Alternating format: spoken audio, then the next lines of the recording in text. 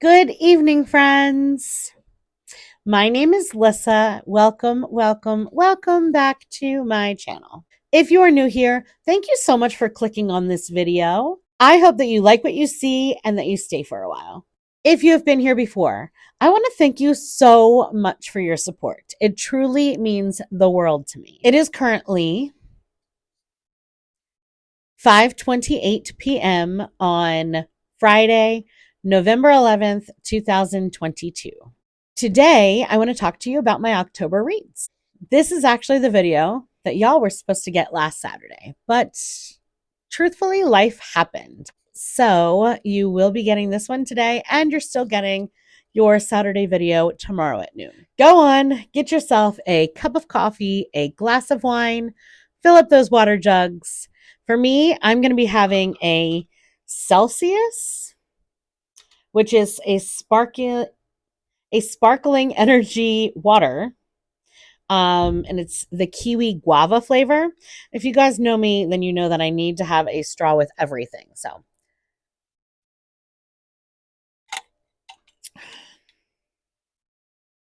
that is actually really yummy. So I'm going to sip on that. I also am holding up my microphone. We're going to try that today, but the clip broke. So let's just kind of dive right in. The first book in October that I read was Amanda Gorman's Call Us What We Carry. This book was published in 2021. It was 228 pages. The genre is poetry, and Goodreads gave it a 4.38 stars.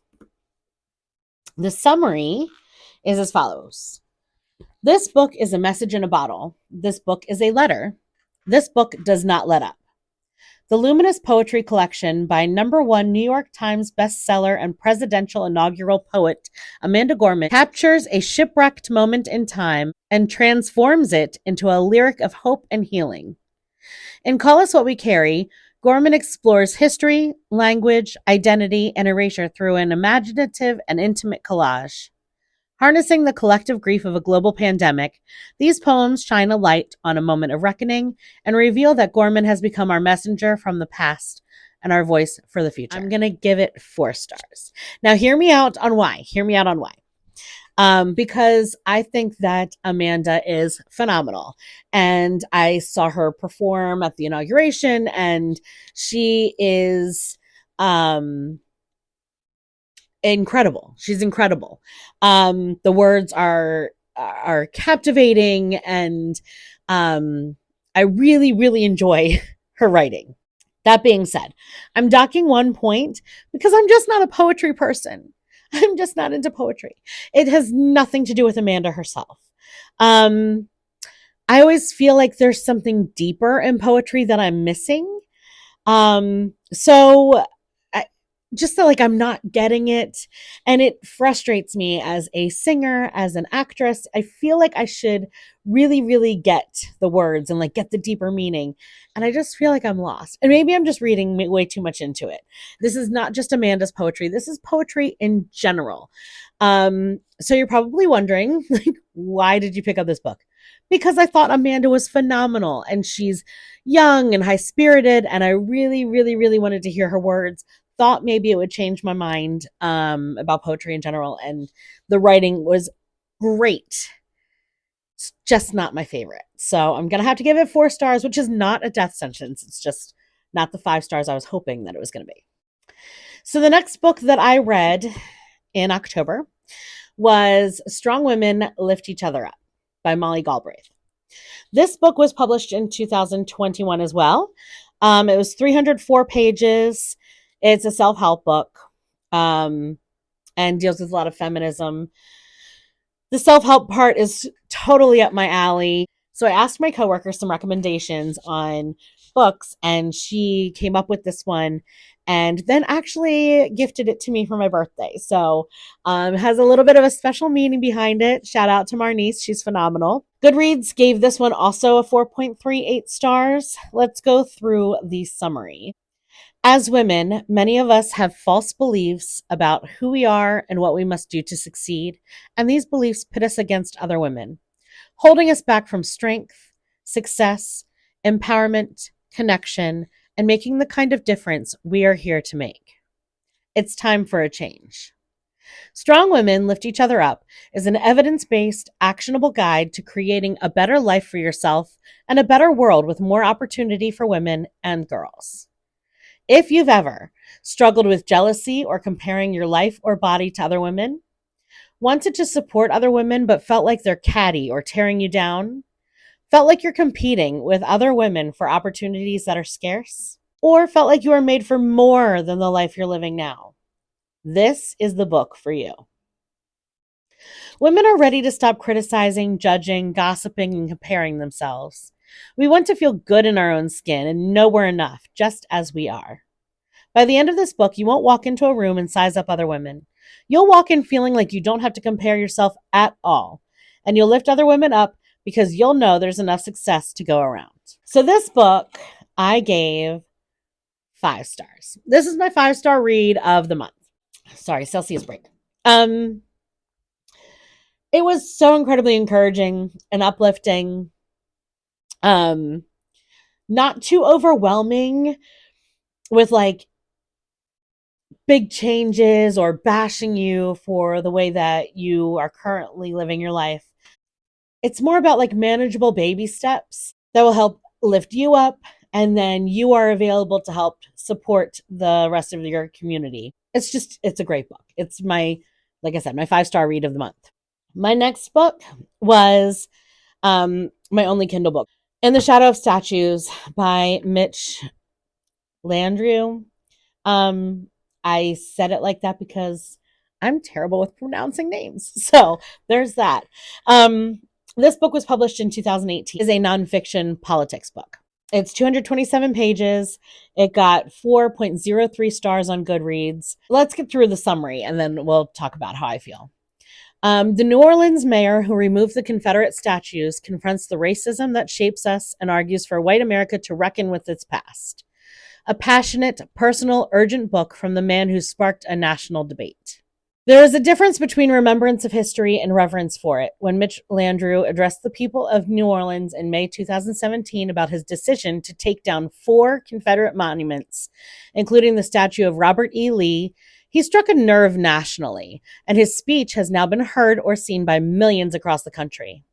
In his first book, Mayor Landrieu discusses his personal journey on race, as well as the path he took to making the decision to remove the monuments. He tackles the broader history of slavery, race, and institutional inequities that still bedevil America,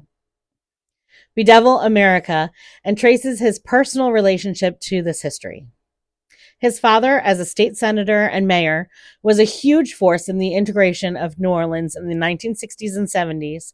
He grew up with a progressive education in one of the nation's most racially divided cities, but even he had to relearn Southern history as it really happened. Equal parts unblinking memoir, history, and prescription for finally confronting America's most painful legacy, In the Shadow of Statues will contribute strongly to the national conversation about race in the age of Donald Trump, at a time when racism is resurgent with seemingly tacit approval from the highest levels of government, and when too many Americans have a misplaced nostalgia for a time and place that never existed. Okay, so that's heavy. Most politics books nowadays are pretty heavy. I like that kind of thing. So I gave this book 4.5 stars.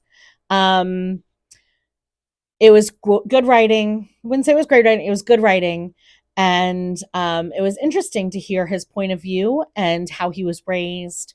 Because politics is ever changing, day to day, hour to hour, minute to minute.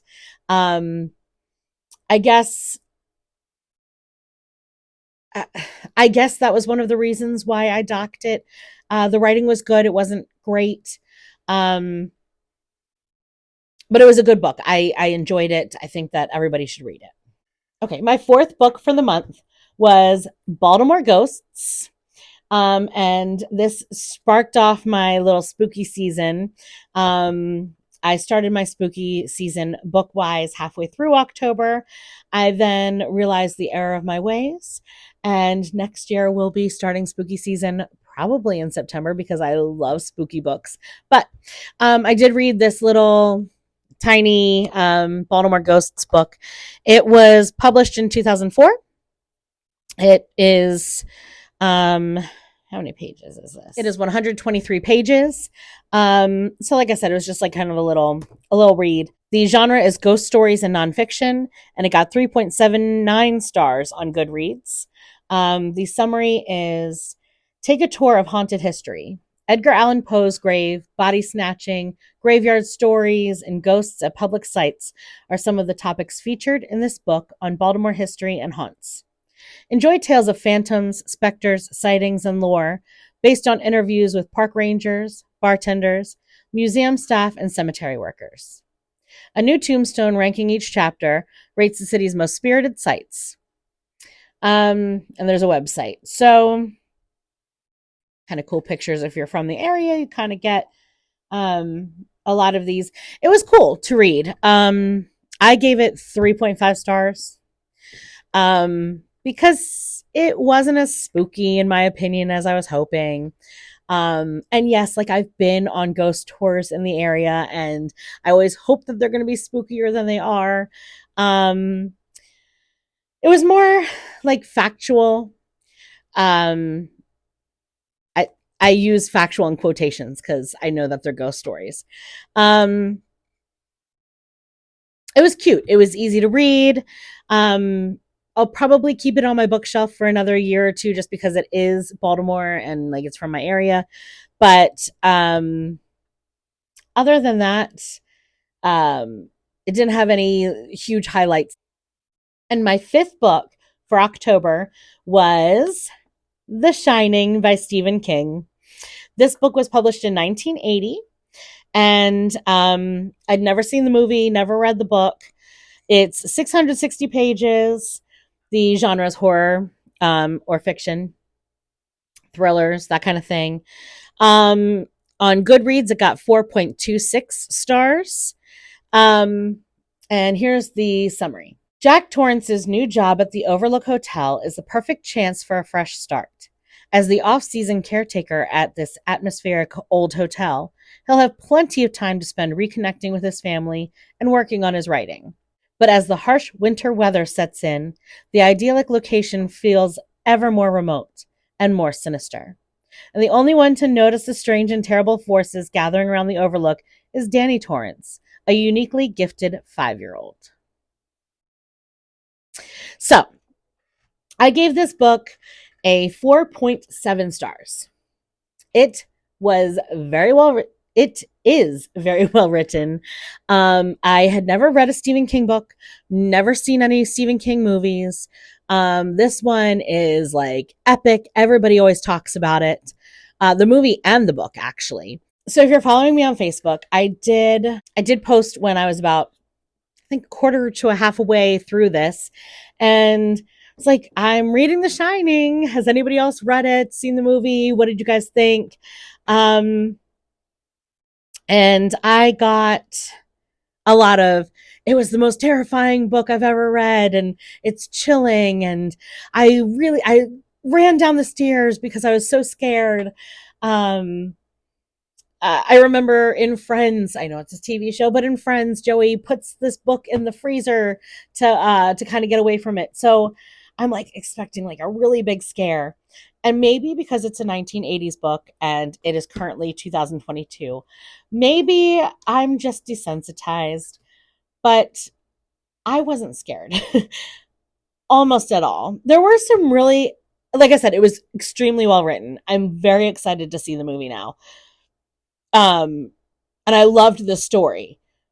But in terms of actual scare factor, I didn't have any. So that's why I doctored the 0.3 points. Because I really wanted it to be a 5-star, and I really thought that it was going to be a 5-star. But you can't have a scary book not be scary and give it 5 stars. It's just not how my scale works. So definitely a must read. But if you're looking for something that's going to give you nightmares, it didn't. It didn't give me nightmares. So there's that. I'm going to continue reading Stephen King novels until I find one that does scare me, that will make me keep the lights on and make me watch, a Disney movie or a musical or something so that I can stop being scared. Um, so that's the goal. If you have any that you can think of, leave them down in the comment section down below. I'd love to get some suggestions. Those were my 5 books for October. Hopefully, November is going to have a few more than 5, but I do have quite a few smaller reads on my TBR shelf. So, probably read some of those in November, December, just so that I can get to my Goodreads goal. I want to thank you guys so much for coming by. I I hope that you enjoyed this video where you got to hear about my October reads. I want to thank you for your patience in waiting 6 days to actually get this video to you. Like I said, I hope to be on track and on schedule so that I won't have that issue again. Please leave a comment down below and tell me what you thought of these October reads. Leave a comment down below and tell me what you thought of this video. Tell me what you thought about my review. If there's something that you think that I left out, go ahead and comment some books that you've been reading recently down below. I would love to get some more suggestions. I truly love to always hear your thoughts and feedback. It does help me create better content for you guys. But please, as always, make sure that you are being kind and constructive in the comment section. Please take a minute to hit the thumbs up, subscribe, and tap that bell icon so that you get alerted every time I upload new videos. Leaving comments, liking, subscribing, these are all great ways for you to help support me and my channel. Plus, it's free. So, what are you waiting for? I hope that you're doing well. I hope that you're having a good week. Make sure you're taking care of yourself. I'll see you all next time. I hope you have a funky Friday. Toodles.